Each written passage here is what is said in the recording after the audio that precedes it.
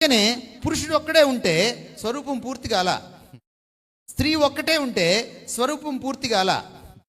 వివాహం వచ్చి ఏం చేసింది? స్వరూపాన్ని పూర్తి చేసింది.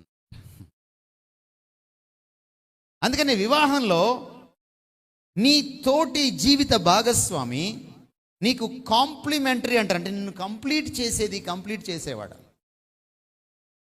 నువ్వు సింగిల్గా ఆయన స్వరూపాన్ని పరిపూర్ణంగా నువ్వు ఎక్స్ప్రెస్ చేయలేవు. నీకు పక్కన ఒక మేల్ పార్ట్నర్ లేక ఒక ఫిమేల్ పార్ట్నర్, ఒక మేల్కి ఒక ఫీమేల్, ఒక ఫీమేల్కి ఒక మేల్ కావాలి.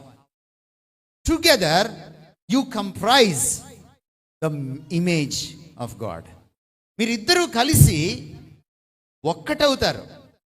పక్క అధ్యాయంలో 24వ వచనంలో వాళ్ళిద్దరూ కలిసి ఒక్కటవుతారని చెప్పాడు.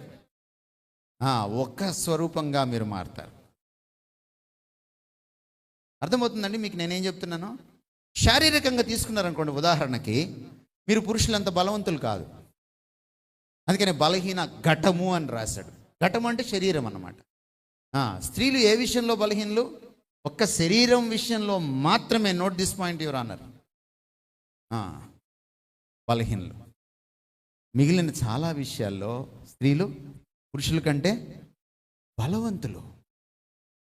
పెళ్ళైన వాళ్ళకి ఈ పాటికి అర్థమై ఉండాలి, ముఖ్యంగా పురుష జాతికి బాగా అర్థమై ఉండాలి.